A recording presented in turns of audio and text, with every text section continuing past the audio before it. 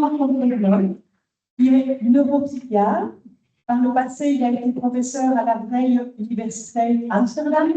Il a écrit une dizaine de livres, notamment sur le stress et le cerveau, dont 4 best-sellers. Il est membre du conseil consultatif de Kitsenplug, qui interviendra tout à l'heure. Merci beaucoup pour votre présence. Et le sujet, c'est le cerveau émietté et les conséquences pour l'apprentissage et le bonheur. Et qui ne cherche le bonheur?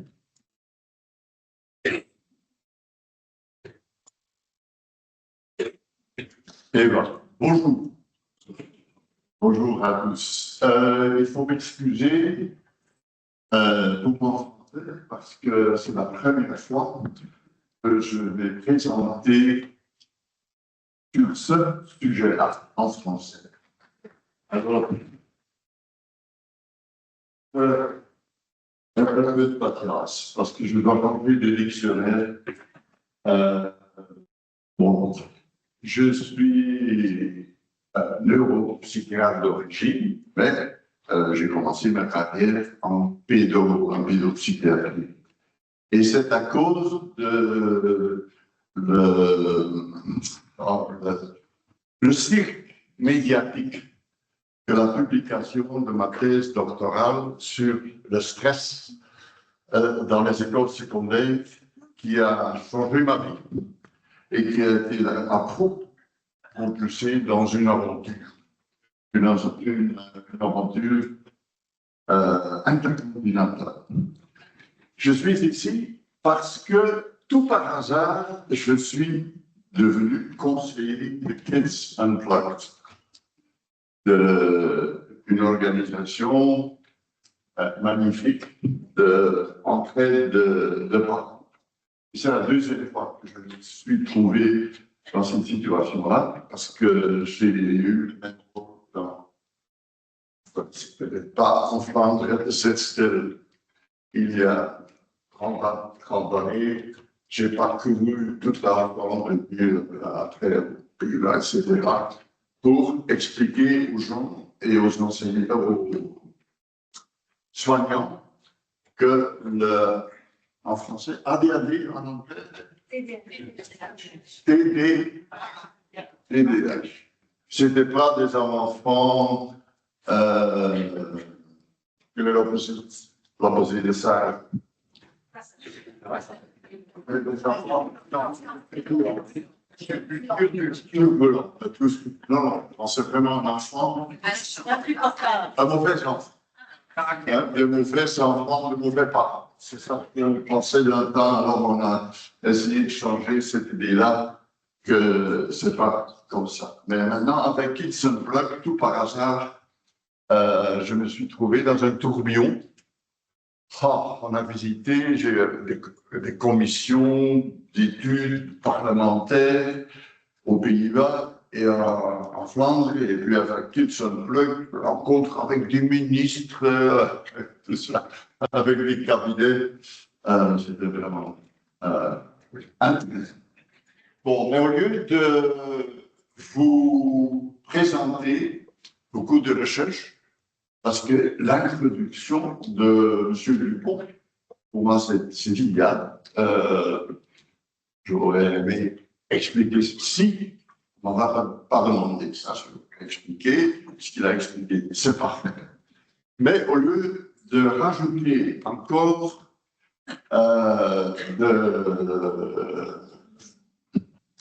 de recherche scientifique, on va faire une expérimentation avec vous tous. Alors, on va parler du multitâche. Une des conséquences majeures d'être toujours connecté, c'est qu'on est séduisé tout le temps à faire du multitâche. N'importe qu'on fait, on est interrompu. Alors notre cerveau, comme je vais expliquer, doit changer tout le temps. Et c'est dans ces communications, dans ces changements, qui est le problème.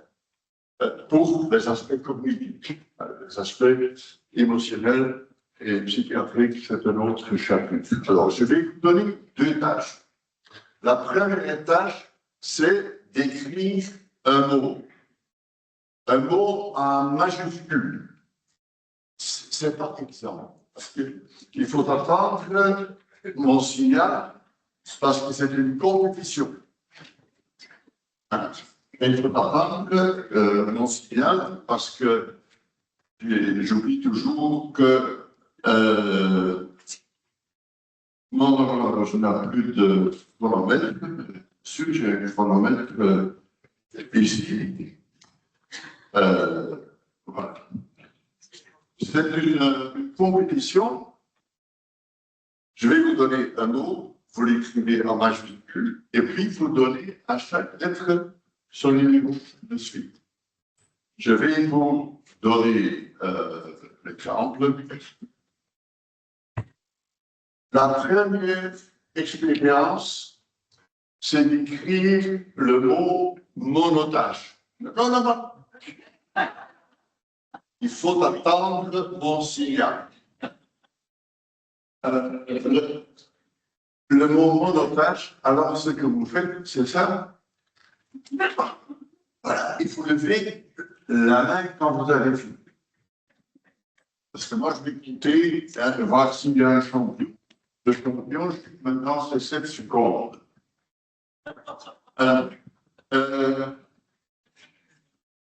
Attache à clé. 1, 2, 3, allez-y.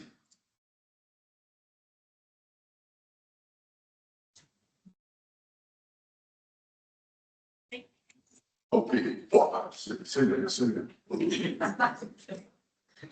très bien. Il y a quelques-unes là, comme on fait quelque chose de tout différent, qui n'ont pas compris la tâche, qui est prête à arriver. 2 secondes déjà, mais ça c'est impossible.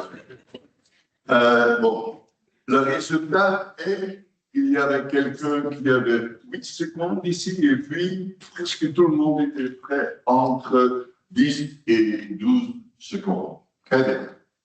Alors, maintenant, on va passer à la façon dont la plupart de vous, au boulot, les enfants à l'école, etc., font leur boulot. C'est multitâche. C'est de changer tout le temps, même en regardant la télé, on regarde la télé sur mobile, et on change tout le temps. Faire les devoirs pour l'école, mais aussi pour les adultes. Avec les adultes, les managers, ces temps-ci, et 20 heures, ils font la même chose. C'est une multitâche provoquée par la fait d'être toujours connecté. On va faire ça maintenant. Ah, il faut attendre. Parce qu'il y a... Alors, ce que vous allez faire, c'est changer de tâche. Tout le temps. Vous écrivez le M, et puis le U, le 2, le 1, etc., etc. Et quand vous avez fini, vous levez la main. Reset. 3, 2, 1, go!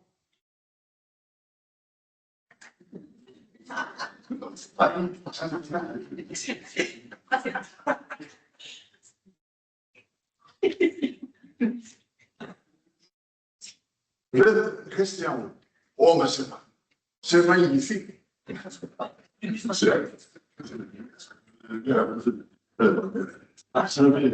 premier était 10 secondes, et puis ça, tout le monde était prêt, à peu près à 20 secondes, les gens très consciencieux,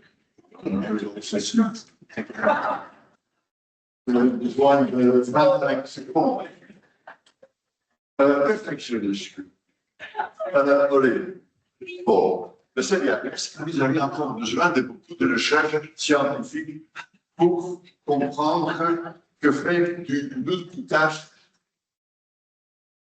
n'est pas efficace? C'est un désastre.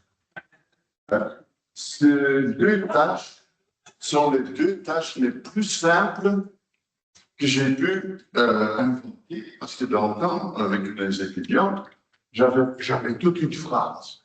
Et ils devaient mettre leur date de naissance, hein, pour rendre la phrase plus difficile, parce qu'ils voulaient faire mon point. Et ça marchait très bien. Je vois la télé en Flandre, il y avait là, j'avais 7 minutes pour expliquer le fonctionnement du cerveau.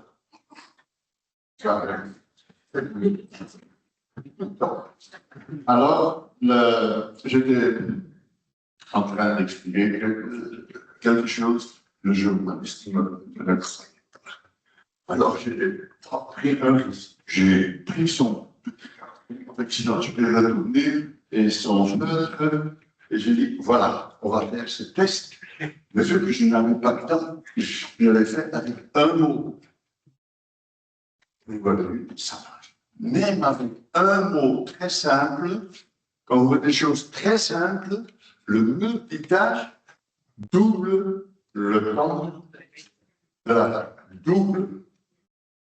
Hein? Mais j'espère que chez vous, à le boulot, etc., vos tâches sont plus intéressantes, plus complexes. Cela. Alors, il ne faut pas être surpris que le plus la tâche devient complexe et intéressante et un défi, le plus le temps que vous perdez. Et la tâche vous prendra 3, 4 fois plus de temps. Pour les écoliers et les étudiants, c'est la même chose. Ça leur coûte beaucoup plus de temps.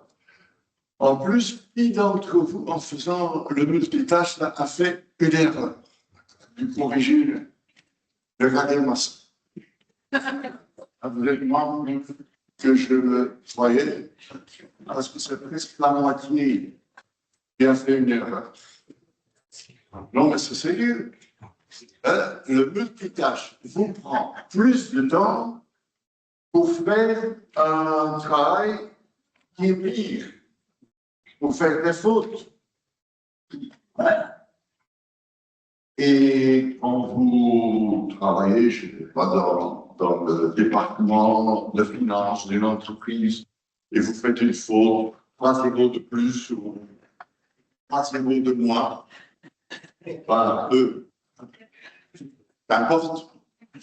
Mais quand dans une entreprise, le travail des ouvriers, des opérateurs est organisé d'une façon qu'ils sont obligés de faire du multitâche, leur multitâche, ça peut coûter un doigt, un bras, une vie.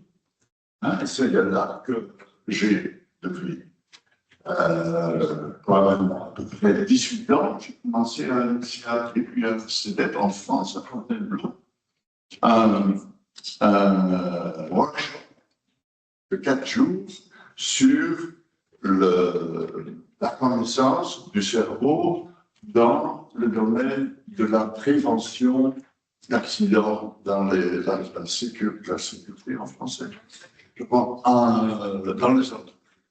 C'est ça le multitâche. Voilà, vous connaissez, vous savez tout ce que vous pouvez faire. Voilà, c'est vraiment si vous, vous n'oubliez pas l'expérimentation qu'on a faite pour moi, la présentation réussie.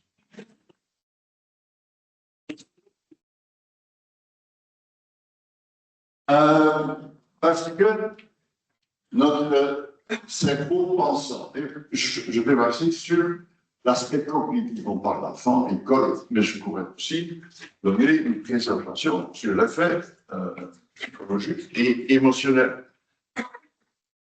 Notre cerveau pensant est encore mieux quand en anglais, c'est encore mieux. En français, on dit prêter l'attention. Oui. En anglais, c'est pay attention. Hein? Et pay, c'est vous payez. Ça coûte un effort, un peu Bon, pardon. Prêter l'attention. Ça, c'est l'important. De l'attention ciblée. Tous les mots sont importants. Ciblé, maintenu, ininterrompu, intentionnel à une tâche que vous avez choisie vous-même. Vous-même, et pas l'intelligence artificielle et ces algorithmes de géants numériques, je crois, hein, qui n'aiment pas que vous prêtez attention à une tâche qui est importante pour vous. Hein, quand vous êtes sur votre ordinateur et vous faites votre travail, il ne gagne pas d'argent. Ils commencent à gagner aussitôt. Quand vous commencez à joindre leurs applis, ils gagnent leur argent. Le problème, non pas le problème, mais l'essentiel, c'est que votre cerveau pensant, pour le scientifique, système 2, le cerveau pensant n'est capable de faire attention qu'à une chose à la fois. Une. Le reste de votre cerveau ne fait que du multitâche. Extraordinaire, mais votre cerveau, réfléchissant, pensant, ne peut faire attention qu'à une chose à la fois. Et je peux démontrer ça avec une petite expérience.